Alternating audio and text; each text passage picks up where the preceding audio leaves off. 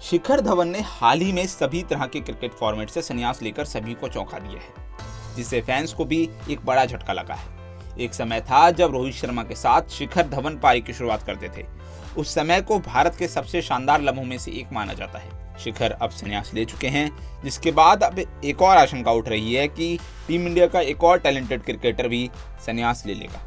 उस खिलाड़ी के साथ सिलेक्टर्स ने बड़ा धोखा कर दिया है। इस क्रिकेटर को एक समय भारतीय टेस्ट टीम में भविष्य का सुपरस्टार माना जाता था, लेकिन अब सिलेक्टर्स ने इस खिलाड़ी का करियर अंत की ओर धकेल दिया है। इस टैलेंटेड क्रिकेटर को पहले केएल राहुल की वजह से भारतीय टेस्ट टीम से बाहर किया गया और अब उसे यशस्वी जायसवाल की वजह से भारतीय टेस्ट टीम में मौका नहीं मिल पा रहा है। अब इस टैलेंटेड क्रिकेटर का इंटरनेशनल करियर तबाह होने के कगार पर पहुंच गया है। भारत के इस टैलेंटेड क्रिकेटर की तुलना एक समय ऑस्ट्रेलिया के महान बल्लेबाज डॉन ब्रैडमैन से की जा रही थी, लेकिन सिलेक्टर्स ने अब इस खिलाड़ी को भारतीय टीम से पूरी तरह बाहर कर दिया है। भारतीय बल्लेबाज मयंक अग्रवाल को अचानक दूध में से मक्खी की तरह टेस्ट टीम से बाहर कर दिया गया। मयंक अग्रवाल ने भारत के लिए अपना आखिरी टेस्ट मैच साल 2022 मार्च में श्रीलंका के खिलाफ खेला था। मयंक अग्रवाल का भारत के लिए टेस्ट क्रिकेट में बहुत ही शानदार रिकॉर्ड है।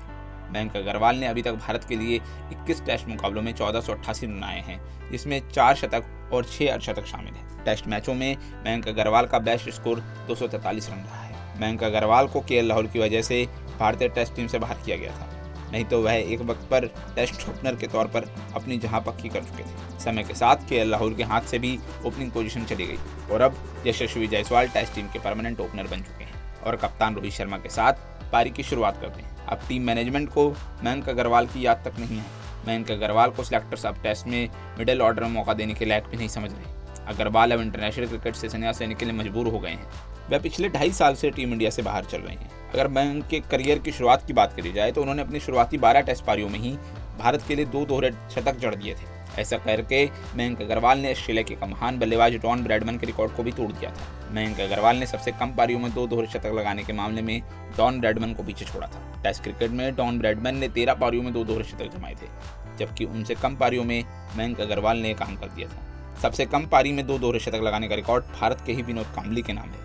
विनोद कांबली ने सिर्फ 5 पारियों में ही भारत के लिए 2 दोहरे शतक ठोक दिए थे। मयंक अग्रवाल 21 मुकाबलों में 1488 रन बना चुके हैं। अब आप हमें बताइए कि क्या मयंक अग्रवाल की टीम इंडिया में वापसी हो पाएगी या फिर नहीं, क्योंकि हाल ही में हमने देखा है कि मयंक अग्रवाल को आईपीएल में भी उस तरह का रिस्पॉन्स नहीं मिल पा रहा जिसके हकदार हैं, और जब भी उन्हें मौका मिल रहा है तो अपनी पारी से उसी तरह से भी कुछ खास करने में सफल नहीं हो पा रहे हैं। पिछले आईपीएल में भी हमने देखा था कि मयंक अग्रवाल पंजाब किंग्स की तरफ से खेलते हुए कुछ खास नहीं कर पाए, जिस कारण उनकी टीम को नीचे ही बॉटम पे रहना पड़ा।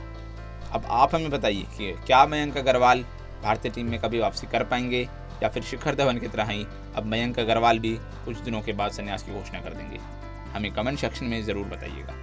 इसी तरह की क्रिकेट से जुड़ी खबरों को देखने के लिए देखते रहिए क्रिकेट केसी और वीडियो को लाइक और शेयर करना ना भूलें। साथ ही नोटिफिकेशन बेल जरूर बजाएं।